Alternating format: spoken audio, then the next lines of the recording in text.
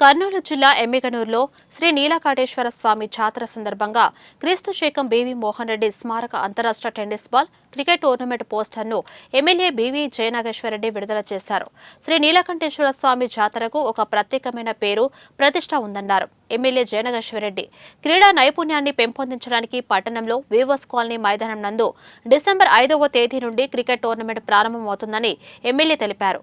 క్రీడాకారులు ఈ టోర్నమెంటును గ్రామీణ, పట్టణ ప్రజలు, యువకులు సద్వినియోగం చేసుకోవాలని సూచించారు.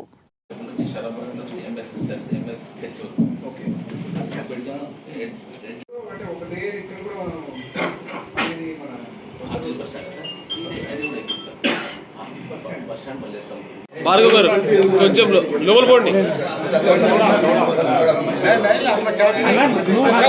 లోపల పోండి. నా తండ్రి బీవీ మోహన్ రెడ్డి గారి మీద జరిపేటువంటి ఆటల పోటీల్లో క్రికెట్ టోర్నమెంట్ అనేది ముఖ్యంగా జరిపేటువంటి ఒక ఈవెంట్.